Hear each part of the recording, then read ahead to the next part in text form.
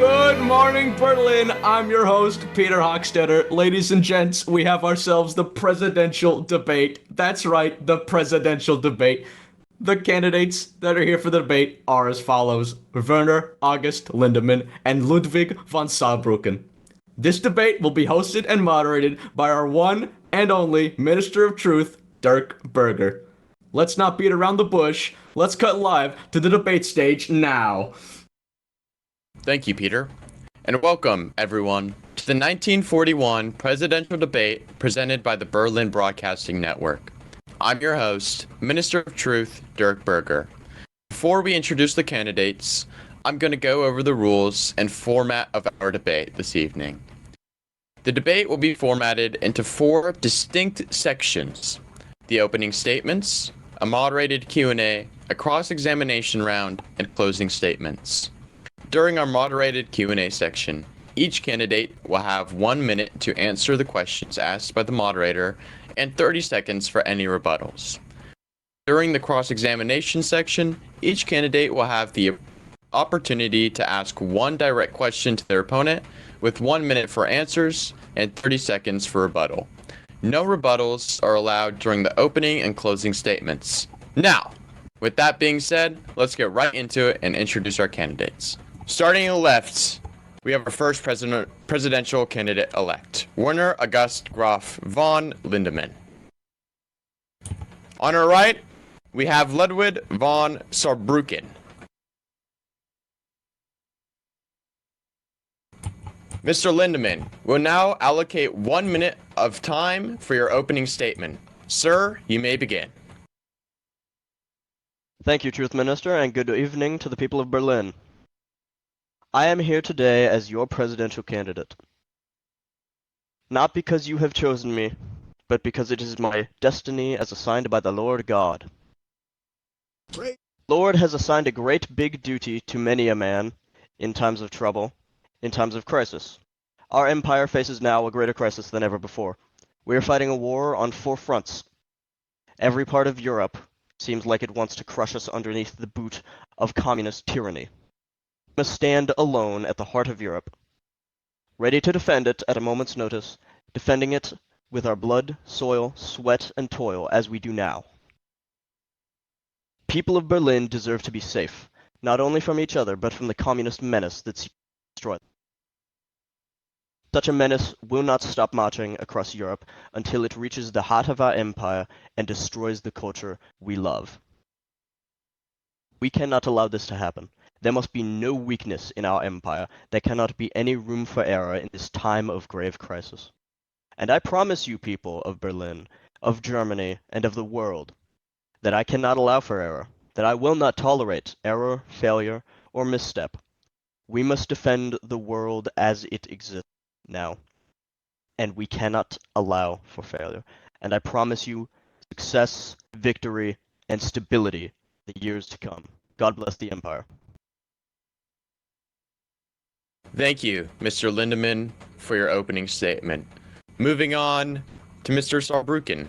You may now deliver your opening statement. Ladies and gentlemen of the German Empire, it is time for change. As I stand before you as a candidate for presidency in this great office, I find it difficult to ignore the issues we have pressing left and right. A collapsing economy, surrounded by enemies on all fronts, we find ourselves at a crossroads where we no longer can say that it's just fine. We must admit to the problems. Some promise that everything is fine, and I disagree. I have witnessed myself firsthand how deep the corruption runs within this state. And this glorious state, it is still great, and it can be even greater if we just open our eyes and open our hearts to what needs to be changed. Yes, victory abroad must be matched with prosperity here. We must review the banks, we must see what are the issues, and we must seize victory by any means. And what that means is something I will share later on, and I have already shared with you in my pledge that I have released to the public. We'll put money back where it belongs, in the hands of hard-working men and women who built this nation. We will fund the forces, and it will make sure that we will never face an enemy like we do currently ever again. Thank you. Thank you, everyone. Now we will be moving on to the Q&A round of this debate. Please remember to wait until your opponent is done speaking if you wish to ask for rebuttal time. Now the first question of the evening is, what is your vision for the future of our nation? Starting with you, Mr. Lindemann, you may begin.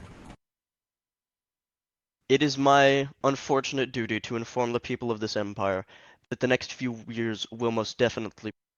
We have a rough future ahead of us.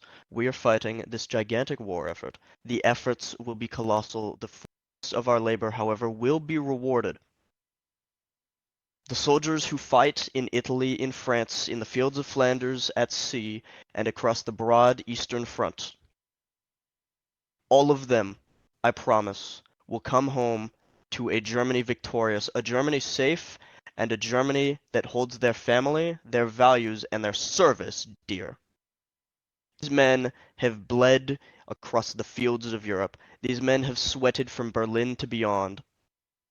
They will be rewarded for their service. It will be difficult to win. There is no doubt about that. But once we have won, we will never, never give up our gains. We will assume our righteous place at the center of Europe.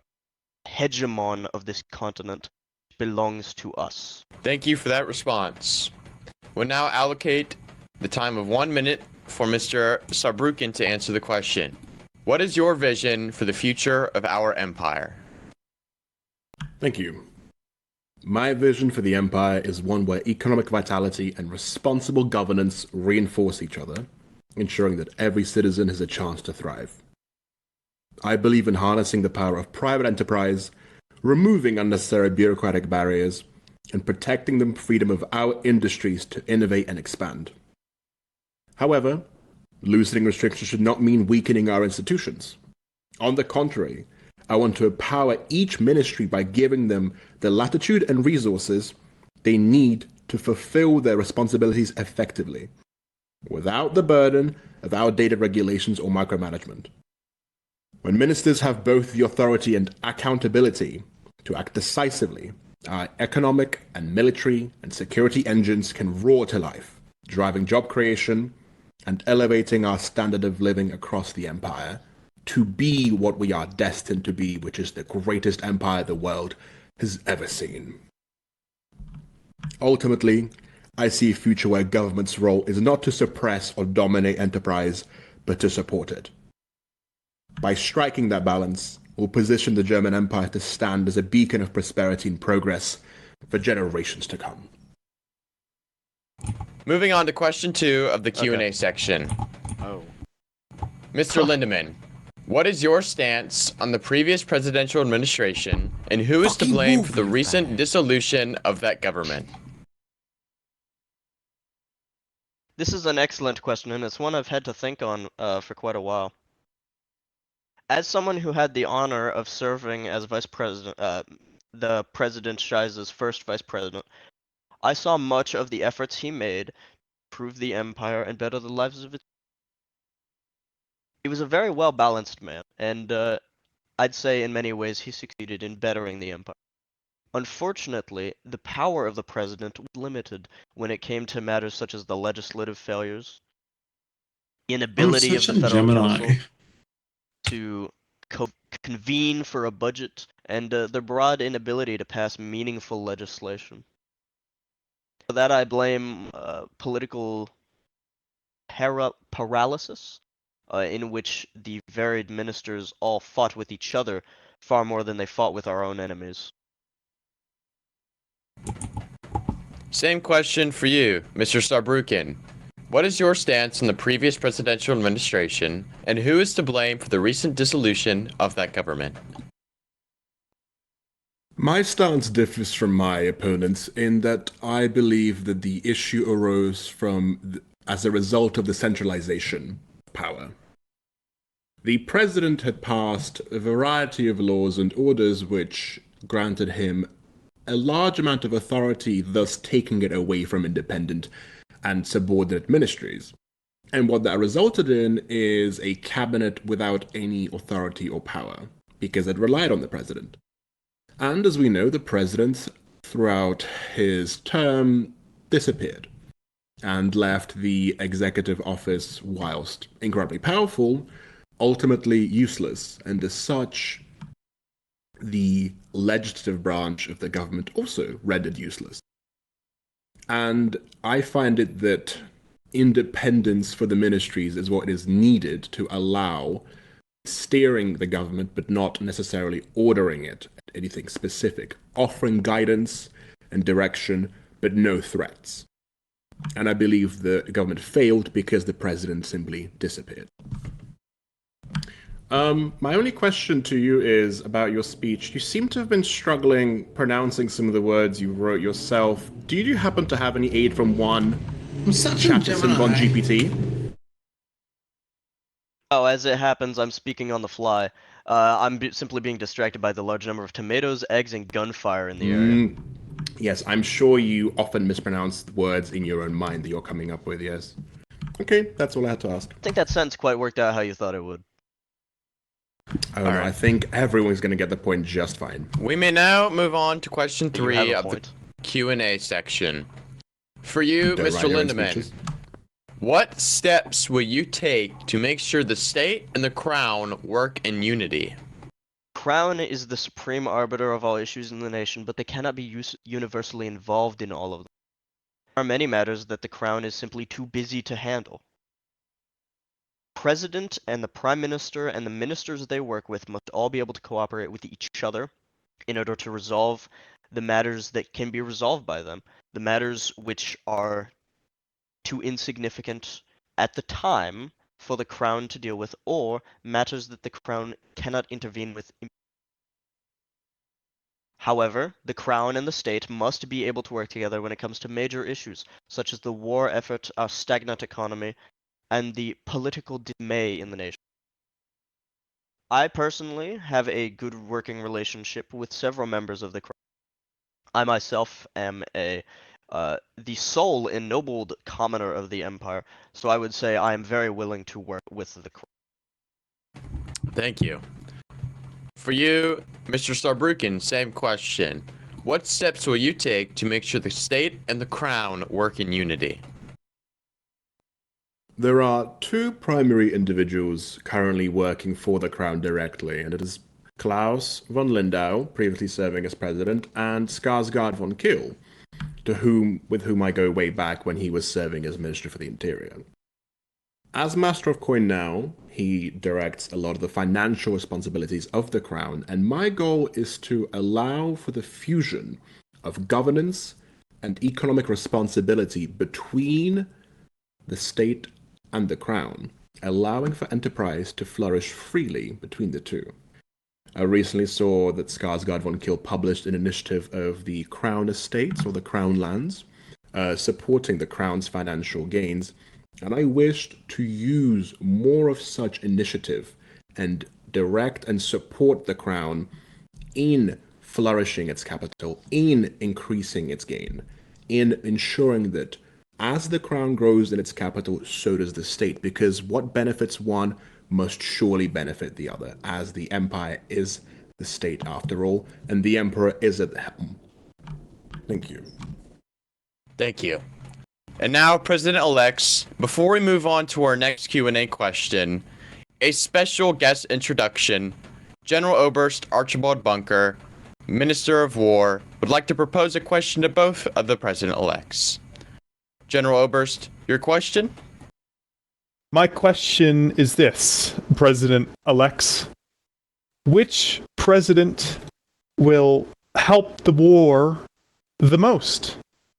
What will that president do to see this war ended?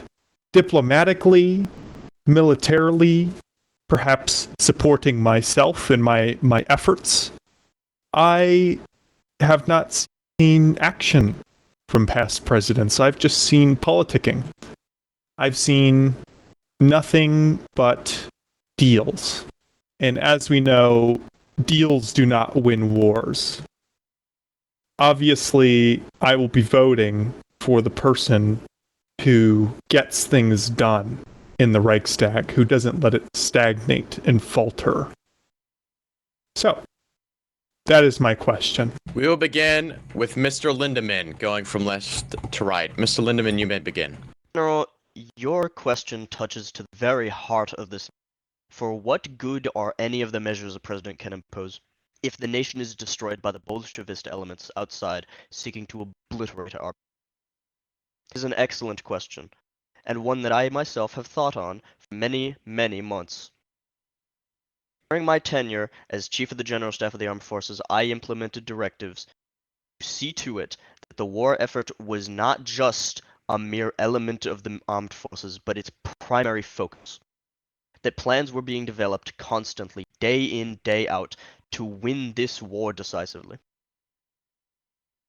On the diplomatic front, I have far more experience than my opponent. I aided, even conducted the negotiations with the Hungarians when they accidentally sent their army into Austria in support of our invasion, support of our liberation. After tensions were cooled, now the Hungarians are our loyal ally. Hungarian soldiers fight on the front against Bulgaria. They help us liberate the territories of the former Yugoslavia, and they are fighting against, in support of our Turkish allies. Race. So, it is abundantly clear that the war effort must be won with greatest swiftness and greatest effort. I promise you, General, and to all the people watching, that I will provide a victory, not a forced peace like that damnable Treaty of Versailles, but a true victory that will secure the heartland of Europe, the glory of the empire for thousands of years. We will now allocate 1 minute to Mr. Saarbrucken to answer the question proposed by the General Oberst. General Oberst, before I answer your question, let me clarify something. You asked about what the president-elects will do in office or what they have done before? Will do in office in the Right, future. I don't think my opponent quite got that. Well, I think a big part of addressing this is simply admitting the fact that my job from here on, should I be elected, is an administrative one. I'll be in office. And the best thing somebody in office can do that isn't actively serving on the front, who isn't fighting the fight like our brave fellow citizens are, is to listen. I can listen to you, I can listen to the needs of the armed forces, and I can understand what it is you need to win this war. Advice is what I will seek. In order for us to win, it is you and your men who are fighting the good fight. And my job is to support you. And that is as simple as that answer needs to be. Thank you for the response. I have another question. Question Yes, number another 2 question. from the General Oberst, Archibald Bunker, Minister of War. Go ahead, General Oberst. And this prime minister election, Mr. Weiss, in his debate, what he promised to me was actual promises. He promised me an endowment of up to 2 million Deutschmarks for the war effort. I ask today, what are the tangible supports both candidates can give the Ministry of War to secure their vote, both here and at the front when they mail in their ballots? Just as before, we will begin left to right, starting with Mr. Lindemann. As I said before, it is of the utmost importance that we win this war quickly. It is the purview of the President to ensure that the nation's ministries and institutions receive their budgets as is needed to protect the interest of the Empire. The budget of the War Ministry is presently inadequate, unshared, and untracked. I don't know where that money is. The Finance Minister doesn't know where that money is. And respectfully, I don't even know if you know where that money is. That is unfortunate because it means that there are potentially millions of marks that are not being spent on defending this empire that should go to the war effort. I will see to it that the War Ministry budget is increased to the level of total war, that the budgets of the associate ministries, procurement and aviation, are increased so that we can receive more weapons for our soldiers, better weapons, quality air defenses, air offensives that our people need in order to support this war effort, seize the final victory. Moving on. We'll now allocate 1 minute of response time to Mr. Saarbrucken. As in my time in the Ministry of Finance, I've been paying very close attention to the financial statistics of our nation and of the military. I have noted before that though we are producing a lot of ammunition specifically, we are quite deficient when it comes to producing vehicles. It appears that we don't have enough to produce half-tracks, trucks, logistics, specifically to get our equipment to the front lines and to support our troops.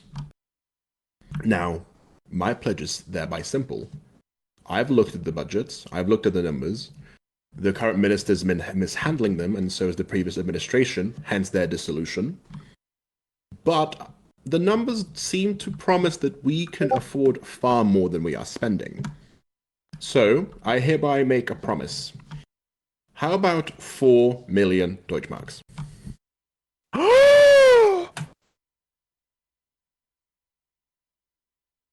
And that is a Saarbrucken promise. Thank you for the response, Saarbrucken. We'll If now I move may, on. Truth Minister, a rebuttal. Of course. Mr. Lindemann, you'll be allocated 30 seconds of rebuttal time. You may begin. A strict number is not what the War Ministry needs. The War Ministry needs consistent financial support. This war effort is costing us over 12 million marks every month. 4 million marks covers 10 days of operation. You cannot win a war in 10 days. You simply cannot.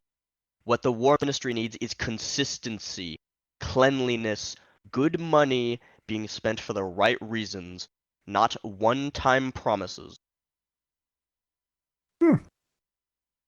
Okay. Well, I think you might want to clean your ears because the minister asked for a specific, tangible promise. You didn't make one. I have promised him the support of myself as president in winning this war. Is that tangible? Can you count the exact thing? All right, you're gentlemen. promising? That is time for the rebuttal stage. We will now move on to the next question of the Q&A section. How will you fund the war effort while keeping the domestic economy stable? Starting with Mr. Lindemann, you may go. Ultimate cause of our financial instability is the instability of our politics and of our ministers. The ministers of finance, of procurements, of science cannot get their affairs in order. They can't be expected to aid us with our budget. They can't be expected to spend their money in the proper ways when they're spending all of their time fighting petty squabbles with each other. I intend fully, as president, to lay out ministerial directives, exacting specifications for what the ministries should accomplish, work toward, how they should benefit German businesses, big, small, and everything in between, from the largest factories all the way to the man selling flowers at the corner store. It is the political stagnation in this that is demolishing our economy, and it too must be ceased. In this, I agree with my opponent that we cannot tolerate political incoherence, political incompetency, and political complacency. Thank you. Moving on, Mr. Saarbrucken, same question for you. How will you fund the war effort while keeping the domestic economy stable? You may begin. Thank you. I appreciate my opponent for recognizing my platform. Thank you for that. I propose very simple, very tangible things with my administration. First of all, I'd like to push for an increase in the total monthly budget, as the statistics that we have show that we can indeed afford more spending. I want to push it to 1,750,000 a month, or further if we can afford to do so. I'll have to discuss that with whoever the Minister of Finance is at the time. I would like to propose a war bond system for the citizens to invest into its country and in return to inherit and obtain financing over time in returns as profit. A review of tax structure, progressive personal income, and moderate corporate tax with surcharges for war industry profits. Tariffs and trade policies, reviews of those. Insurance, a government-supported and run insurance structure. And my greatest focal point at the moment, a government-sponsored contract for companies who stand out as federally chartered organizations. Thank you. Rebuttal, if I may, host. Mr. Lindemann, you'll be designated 30 seconds of time for your rebuttal. You may begin. Those who are familiar with the history of this empire know of its grand struggle against socialism in the form of the Spartacus that took place through the 19th yourself should be very well versed in this, and yet you pander to the populace, presenting communist and Bolshevist policies that pledge to gain them greater financial freedom and solicit their social freedom, the rights they have, to be destroyed, all for change, all for coins and pennies. What good is it if the German people are destroyed if they have a few more marks in their pocket?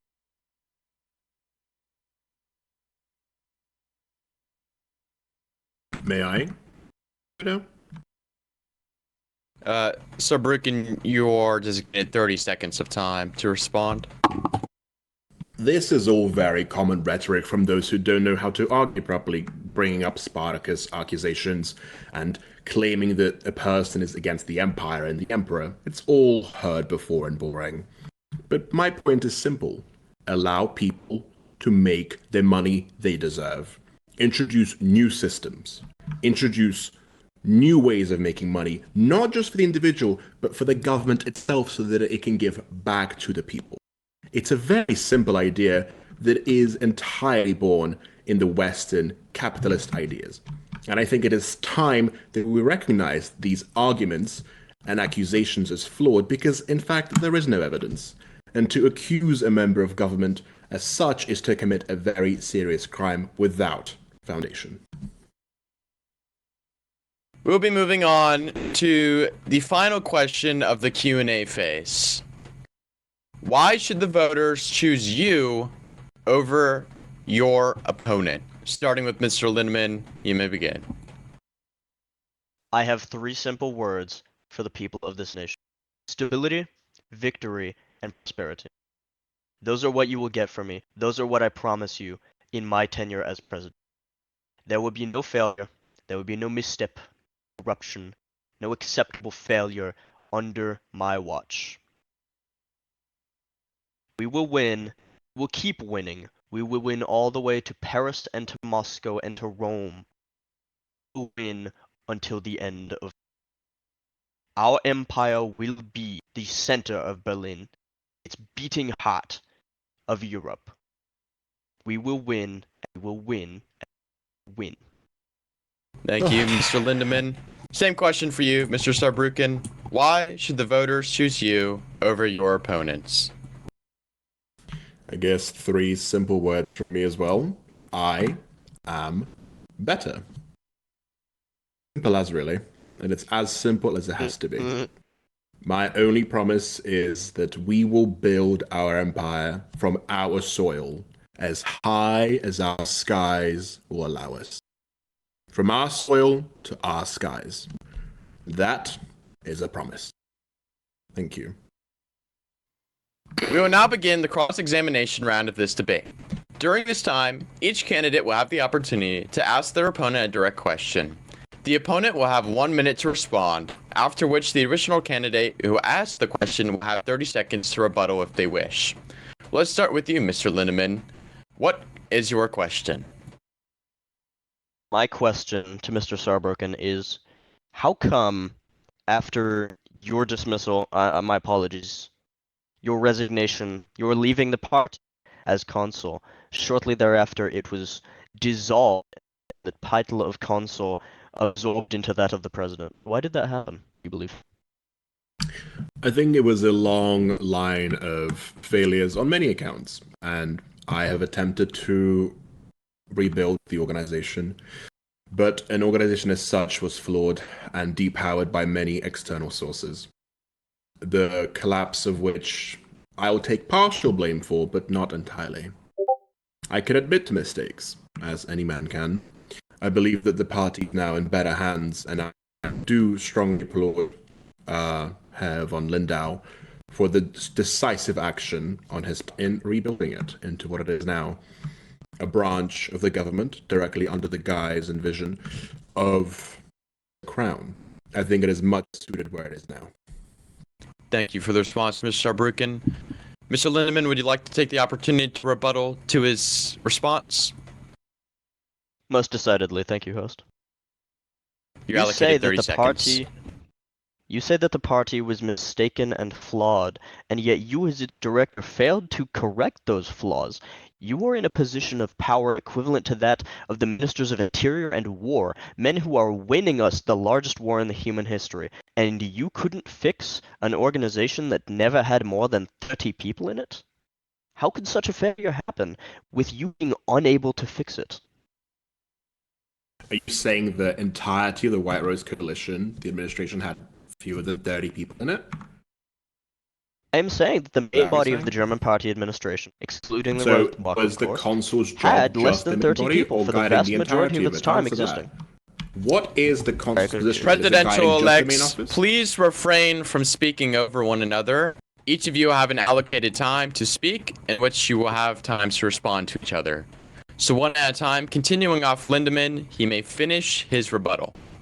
Seems you I aren't believe I've aware already answered my exactly of question. How did you manage to let the party slip and fail when the Interior and War Ministry are winning us the largest conflict ever fought on the face of the earth, and you couldn't manage 30 people and the entire populace support the White Rose Party because they have saved us from the tyrannies of communism, and yet you managed to fumble it. You managed to let go of the popularity of the people. You managed to lose your position as consul, and how? Could you give it up and fail so monstrously when provided with such grand resources? because of people like you, because of men who don't understand what it takes to lead, because of men who have been so consumed by power and by hunger for it that they thirst for a position as such. I bet you would have killed to be consul, to have been recognized as worthy. Guess what? The Emperor thought I was good enough to lead it, and I tried my very best. But you misunderstand what it means to, not with sword and shield, not with weapon, but with morality, with decisiveness, and with support verbally. It is much tougher to influence people who are against understanding of what it is to be a member. And you here stand and accuse me of failures, and yet I accuse you of not understanding what it even means to be a member of the coalition, and to lead it is beyond a doubt. We'll now move on to Mr. Saarbrucken's question towards Lindemann. What is your question?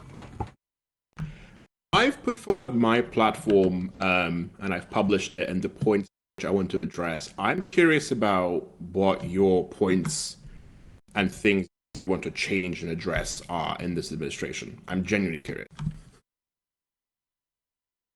Very good question. The reason I haven't published some kind of popular agenda or a platform is because I have been around the empire I moved to Berlin 2 years ago. Everyone knows me. People already know my platform, but I will explain it for you since you have asked very politely. I believe that the fighting of this war effort should be our focus.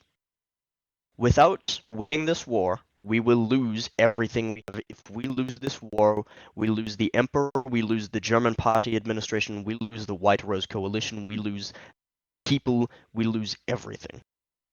War effort must take top priority, and yet it cannot come at the complete expense of our people.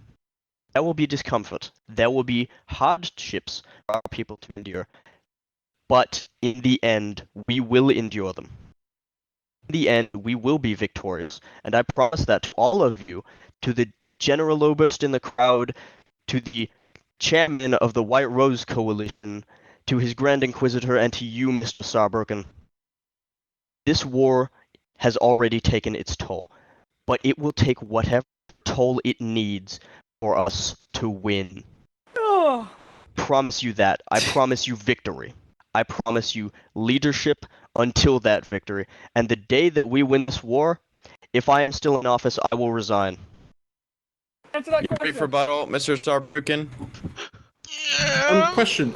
You said people know your achievements. Do they know your achievements or the achievements of your relative Adolf Lindemann, who happens to have the same name as you? Same last name. That happens, most relatives have very similar surnames, sometimes even the same one. Yeah, but isn't that a different person?